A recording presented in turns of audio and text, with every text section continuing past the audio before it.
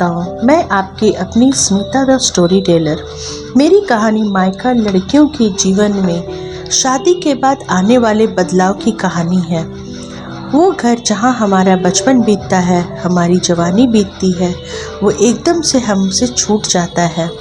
कैसे इमोशंस और दर्द और डर होता है हमारे अंदर, हमारे नए जीवन को लेकर, इसका अंदाज़ा भी करना काफ़ी कठिन है। मायका सिर्फ मायका नहीं होता है किसी लड़की के लिए, ये एक नाम होता है जो किसी भी लड़की को एक सिक्योरिटी देती है, उसे यह महसूस करवाती है कि आप इस दुनिया में अकेले नहीं हैं, आपके साथ बहुत लोग हैं। अब तक आपने मेरी कहानी में सुना कि पंखुड़ी और शांतनु की शादी हो जाती है, लेकिन पंखुड़ी को ये महसूस हो जाता है कि आज उसकी विदाई सिर्फ विदाई नहीं, उसका हमेशा के लिए विदाई हो रहा है। अब आगे पंखुड़ी को ये एहसास होते हुए वो फफक कर रोने लगी। उसे इस तरह से रोता देख शांतनु घबरा गए और बोले, रुको, मैं राहुल से बात करता हूँ, वो ऐसा कैसे कर सकते हैं। मैं बोली, रहने दीजिए, उनसे बात करने के पर सिवाय इंसल्ट के अलावा कुछ नहीं मिलेगा। शांतनु चुपचाप पंखुड़ी को देखते रहे और बोले, तुम्हें पहले से पता था ना कि ये सब होगा, लेकिन कैसे। पंखु बोली, बस दिल बोल रहा था कि शायद कुछ गलत होने वाला है मेरे साथ, शायद मेरी मायके से ये विदाई हमेशा के लिए होने वाली है। मैं तो अकेले रह गई शांतनु, सिर्फ एक तुम्हारा हाथ क्या पकड़ा मैंने, सभी ने मेरा हाथ छोड़ दिया। शांतनु चुप रहे कुछ देर और कुछ नहीं बोले। फिर वो कुछ सोच कर बोले, बस इतना ही। देख पंखु, हर चीज़ का जवाब वक्त देता है, बस वक्त का इंतज़ार कर। अपनी पढ़ाई पे फोकस करो और इस वीक के बाद वापस इंस्टीट्यूट को ज्वाइन करो और अपने ड्रीम को पूरा करके सबको ये दिखाओ कि मुझसे शादी करके तुम्हारी ज़िंदगी ख़राब नहीं हुई बल्कि बहुत अच्छी हुई। मुझसे शादी तुम्हारे सपनों का अंत नहीं होना चाहिए पंखुड़ी, तुम्हारे जीवन की शुरुआत होनी चाहिए। पंखु शांत रही। आज उसकी आंखों में आंसू बिल्कुल बंद हो गए थे, जैसे वो बिल्कुल पत्थर सी हो चुकी थी। धीरे धीरे दिन बीतते गए। माँ को बहू के रूप में बेटी मिल गई थी। पापा भी बहुत प्यार करते थे अपनी बहू से। महीनों धीरे धीरे साल में बदल गए। पंखु और शांतनु के 2 बच्चे हुए, एक बेटा एक बेटी। पंखु की नौकरी हो गई थी फूड इंस्पेक्टर में। सब अच्छा चल रहा था कि एक दिन करीबन 14 सालों के बाद दरवाजे की घंटी बजी। पंखु, शांतनु और पूरा परिवार बैठ के टीवी देख रहा था। तभी संगीता दीदी जाके दरवाज़ा खोली और चिल्लाते हुए बोली, भैया जी, पंखु दीदी के मायके से आए हैं। यह सुन शांतनु बिल्कुल घबरा गए और पंखुड़ी के पैरों के तले तो जैसे ज़मीन निकल गई। वो भागकर अपने आप को कमरे में जाके बंद कर ली, क्योंकि वो किसी से मिलना नहीं चाहती थी। शांतनु और पूरा परिवार उठ के दरवाजे तक गया। पूरे पंखु के पूरे परिवार का उन्होंने खूब अच्छे से वेलकम किया। शांतनु जाके उनके मम्मी पापा के पैर भी छुए।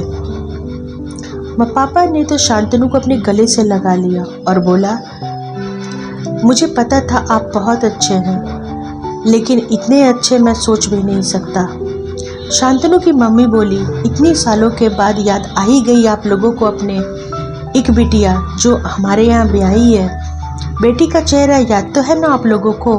तो माँ बोली, ऐसा ना कहे, बस कुछ मजबूरियाँ थी। बच्चों ने उठकर सभी के पाँव छुए तो सब आश्चर्य हो गए और उन्हें घूरने लगे। इस पर शांतनु बोले, पापा जी, ये मेरे और पंखु के बच्चे हैं, ये बेटा और ये बेटी।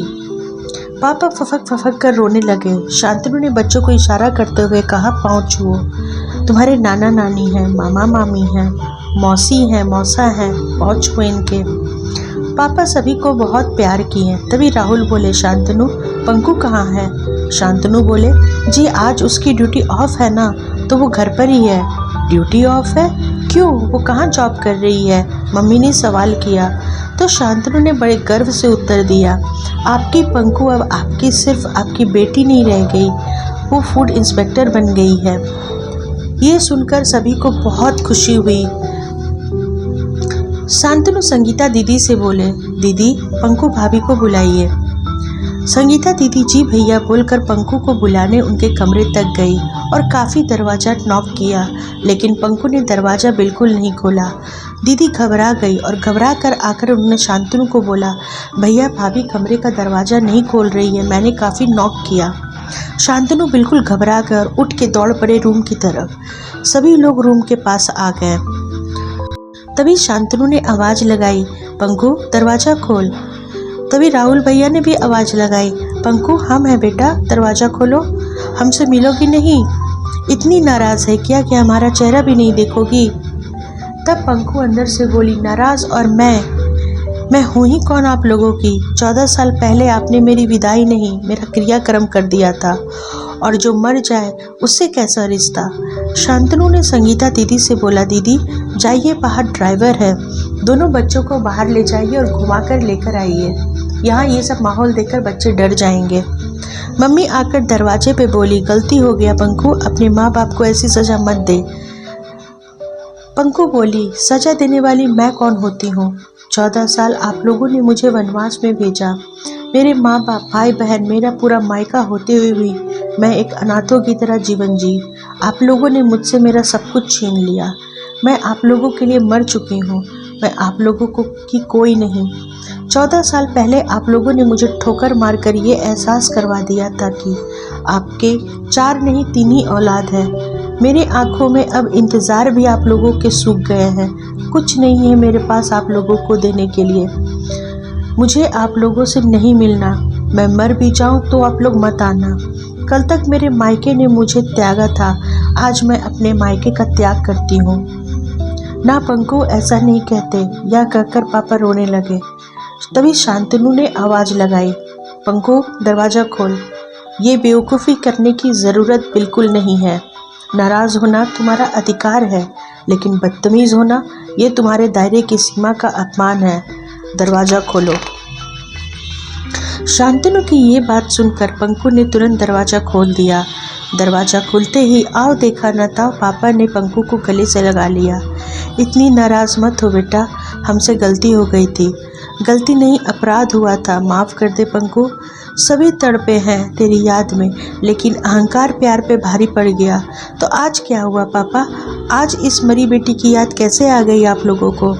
तभी राहुल भैया ने हाथ पकड़कर खींचा और मुझे अपने गले से लगा लिया और बोले, ना बेटा ऐसा नहीं बोलते।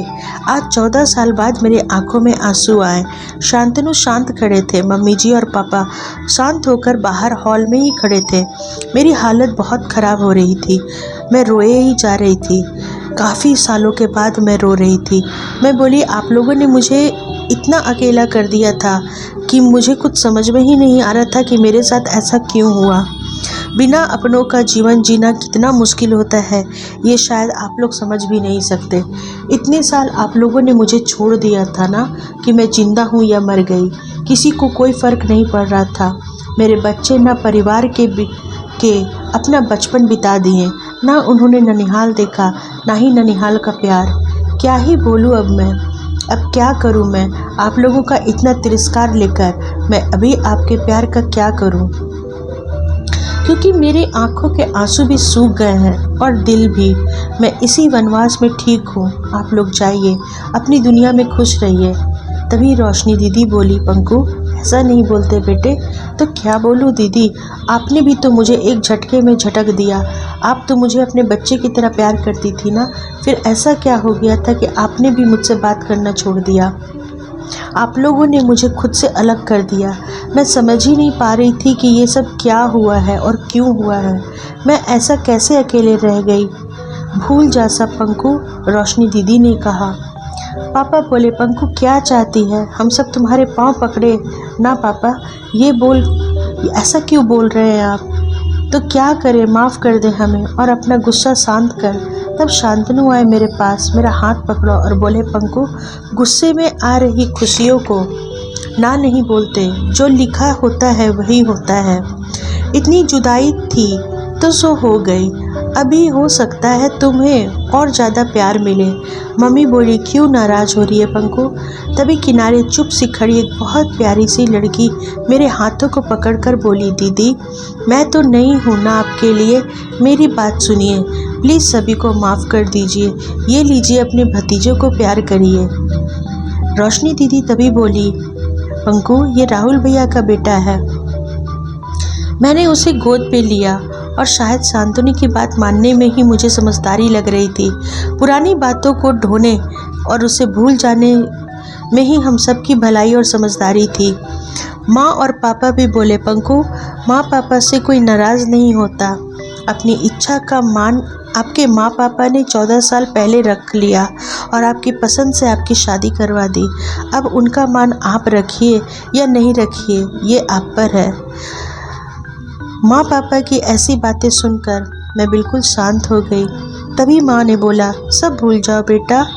मैं पापा के पास गई और पापा से पूछी, इन 14 सालों में आपको कभी मेरी याद नहीं आई पापा?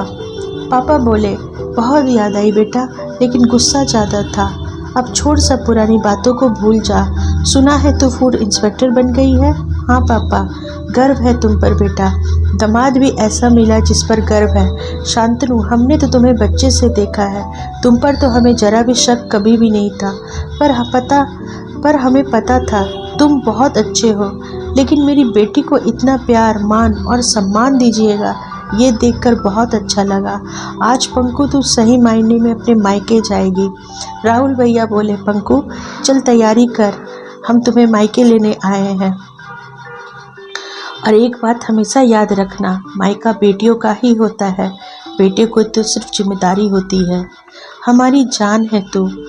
काफ़ी वक्त हमने बर्बाद कर दिया, अब और नहीं। फाइनली आज मैं अपने मायके जाने वाली थी क्योंकि सभी मुझे लेने आए थे। मैं बहुत खुश थी। प्रिय श्रोताओं, उम्मीद है आप लोगों को मेरी ये कहानी पसंद आई होगी। आप YouTube के बड़े से परिवार की मैं एक नई सदस्य हूँ। बस इसी उम्मीद से कि आप सभी का मुझे प्यार और साथ मिलेगा, मैं अपनी सच्ची कोशिश जारी रखूँगी। मेरी ये कहानी मायका आप लोगों को यह संदेश देती है कि बेटियों की शादी की विदाई में गहने, कपड़े, सामानों के साथ साथ एक विश्वास दे। विश्वास ये दे कि शादी के बाद भी उसका हर रिश्ता उसका ही रहेगा। उसका माँ का घर हमेशा उसका मायका रहेगा। सिर्फ घर बदलेगा, जगह की दूरियां आएंगी, रिश्तों की नहीं। बेटियां भगवान का वह आशीर्वाद है जो जिस आंगन में आती है उस आंगन में खुशियों से भर देती है। उसे यह विश्वास दे कि मायका बेटियों का ही होता है, बेटों का नहीं। लेकिन हाँ, बेटियों का भी ये फ़र्ज़ है कि मायके में अपनी क्या सीमा और मर्यादा है उसका वो हमेशा ज्ञान रखें। मिलती हूँ मेरे अगले एक और नई कहानी के साथ। तब तक अपना ख्याल रखें, अपनों का ख्याल रखें, खुश रहें, स्वस्थ रहें और अपना व अपनों का सम्मान करें। नमस्कार।